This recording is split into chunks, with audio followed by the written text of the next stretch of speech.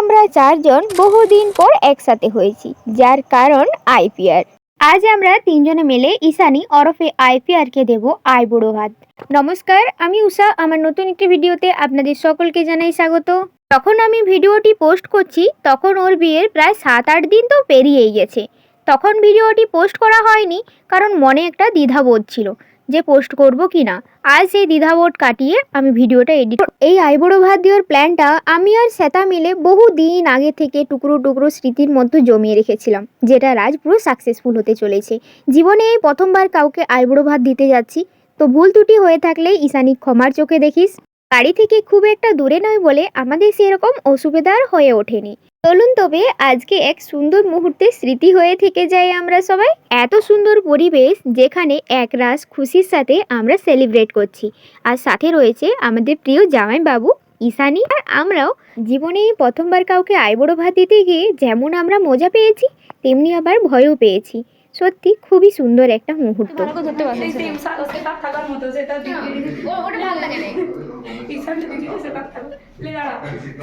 এই যে এখানে ফটোশুট করতে হচ্ছে গাইস, প্রি ওয়েডিং করে হয়নি গাইস, ভিডিও কলে এখন ছবি হচ্ছে।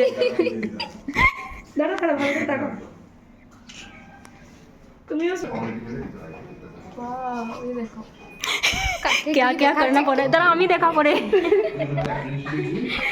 এই দাঁড়া আমি মেনু দেখাতে ভুলে গেছি।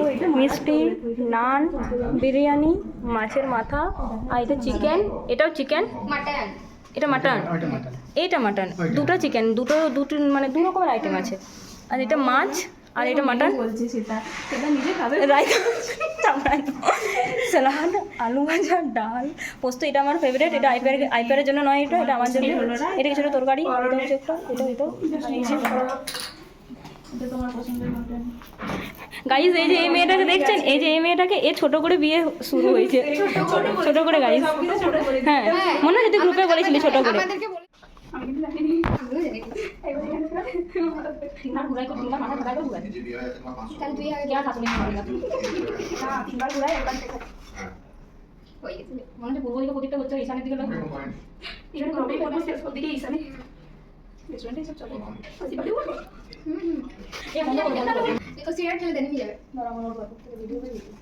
আমি বললাম আমাদের এখানে কত দেরি হবে।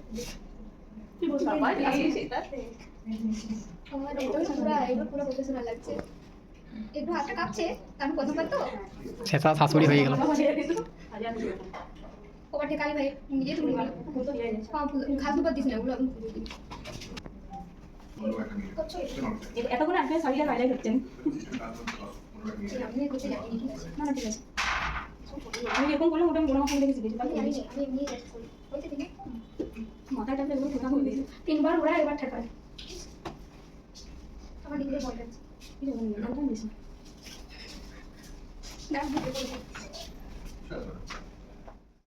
এখানে আমাদের খাওয়া দাওয়া সেরে পর বেরিয়ে পড়লাম অন্য একটি জায়গায় যেতে, যেখানে আমরা সুন্দর সুন্দর ক্যাপচার করব আজকের কাটানো সুন্দর সুন্দর মুহূর্তগুলোকে। এটা কিন্তু আমাদের বাড়ি থেকে খুব একটা বেশি দূরে নয়, তাই আমরা ভেবেছিলাম এখানে একটু খাওয়া দাওয়া করে আমরা ওখানেই যাব। জায়গাটা তোমাদের হয়তো অনেকেরই চেনা। আমরা চলে এসেছি বাঁকুড়ার রানী মুকুটমণিপুরে, আর এই যে আমাদের প্রায় যাকে নিয়ে আমরা এসেছি মুকুটমণিপুর। অনেক দিনের ইচ্ছে ছিল আসবো, অনেক দিনের ইচ্ছে ছিল, প্লাস আমাদের ইচ্ছা ছিল একদিন ফটো শুট করব, কিন্তু সেটা হয়ে ওঠেনি। তাই এটাই সম্ভব। ওকে কতবার বলেছিলাম একদিন টাইম করে একদিন আমরা ফটো শুট করতে যাব, কিন্তু হয়নি আর সময় হয়ে ওঠেনি। Fake friend guys, fake friend, পুরো ফেক, পুরো ফেক। আমি real friend, fake friend, fake friend, fake বোন একটা ভালো দাদাকে ছবি তুলে দিচ্ছে, আর এই যে আমাদের ব্রাইড, আমি শাড়ি ঠিক করছি। আর আমার এই যে কি করে বলবো, এই যে ইনি আমার শাড়ি ঠিক করে দিচ্ছিলেন, এর জন্য কোনো উপহার কোনো প্রাপ্ত না। আর এই যে আমি গাইজ, এই যে এটা হলো পিছনের ভিউটা। এখন আমরা সেই মুকুটমণিপুর যে লেখাটা আছে আমরা ওখানে এসেছি। নিজে সিঙ্গেল একটা ভিডিও আমি করে নিয়েছি, এরপরে এর ভিডিওতে আমি ক্যান্ডি হচ্ছে। ঠিক আছে, ওটা কোনো ব্যাপার না। আমার লুকটা কেমন লাগছে একবার বলবেন। হ্যাঁ লুকটা কেমন লেগেছে একটু কমেন্টে জানিও, আমাদের সবারই আর কি। আর এই যে এটা হচ্ছে পেছনের ভিউ। আমি ফোকাস চাইছি, জলদি ফোকাস করো, বলা যাচ্ছে না। যদি আমরা ওই সময় অবধি থাকি তাহলে তোমাদেরকে এই সুন্দর মুহূর্ত মানে সূর্য অস্ত যাওয়ার মুহূর্তটা অবশ্যই দেখাবো। জায়গায় আমাদের ছবি তোলা কমপ্লিট হয়ে গেছে, দল বল বেরিয়ে পড়লাম আরো অন্যদিকে যেতে চাইছি, যার জন্য যাচ্ছি। এখানে আমাদের কমপ্লিট হয়ে গেছে। ঈশানীকে আজকে একটু অন্যরকমই কিন্তু লাগছে। মুকুট আর মালাটা পরিয়ে দেওয়ার পর যেন নতুন বউ ফিলটা পুরো চলে এসেছে। দেড়টার দিকে মানে সকাল সকাল বেরিয়েছিলাম। আমাদের উদ্দেশ্য ছিল মুকুটমণিপুর, তারপর আমরা মুকুটমণিপুরে এসে পৌঁছেছি। কিন্তু একটা ব্যাপার আছে, আগে আমি করবো তারপরে আমার কথা শেষ হতে দেবি, নাহলে কিড়িবিড়ি করবি। তারপরে হচ্ছে ব্যাপারটা, আমরা পৌঁছে গেছিলাম ঠিকঠাক, আমাদের উদ্দেশ্য মুকুটমণিপুর, আমরা মুকুটমণিপুরে এসেছি। কিন্তু এখানেও একটা ব্যাপার হলো যে এখানে 4টার পর আর ঢুকতে দেয়, তার জন্য আমরা ওই যে দূরে রাস্তাটা দেখছেন ওইটাই মেন রোড, কিন্তু আমরা ওইখানে যেতে পারছি না। আমরা এই যে যাচ্ছি রাস্তায় খাল বিল পেরিয়ে,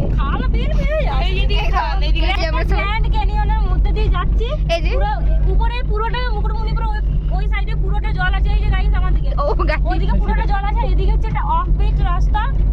আপনারা যারা যারা এই রাস্তাটা হয়ে গেছেন আপনারা অবশ্যই বলুন, অনেকেই গেছে যারা ব্ল্যাকে যায়। কিন্তু আমরা ব্ল্যাকে যাচ্ছি না, আমরা ব্ল্যাকে যাচ্ছি না, আমরা হোয়াইটে যাচ্ছি। আমরা হোয়াইটে যাচ্ছি, কারণ ব্ল্যাক এন্ড হোয়াইট না, দুটো হোয়াইটের মাঝে ব্ল্যাকে যাচ্ছি। হ্যাঁ একদম একদম একদম রাস্তাটা দেখ, এই যে রাস্তা। কিন্তু এখন যেহেতু গ্রীষ্মকাল প্রায় স্টার্ট হয়েছে, বসন্তকাল, এইদিকে রাস্তাটা ওইখান থেকে দেখেছি। এই যে এই রাস্তা ডাকনি আমি মনে করি আমরা মুকুটমণিপুরের মেন ড্যাম থেকে বেশ কিছুটা পথ অতিক্রম করে পৌঁছে গেছিলাম অন্য একটা জায়গায়। মুকুটমণিপুর গেছি অথচ পরেশনাথ মন্দির যাব না, সেটা মনে একটা দ্বিধা থেকে যেত। মনের আফসোসটা যাতে না থেকে যায় তার জন্য আমরা সকলে মিলে ব্রাইডকে নিয়ে একবার চলে গেছিলাম মন্দিরে। যদিও বা আমরা মন্দিরে উঠবো না, আজকে আমাদের একটু বেশ ভালো মন্দই খাওয়া হয়ে গেছে, তাই আমরা মন্দিরে আর উঠতে যাই না। দূর থেকেই দর্শন করে প্রণাম করে কিছু স্মৃতি নিয়ে আমরা আবারও ব্যাক করব এখান থেকে। দেখতে পাচ্ছেন এই যে ব্রাইডের মুখ অর্ধেক দেখাচ্ছে, এই যেটা আজ রিয়াজ পরবো নি, পড়লে তো আমার পেছনে দুজন আছে।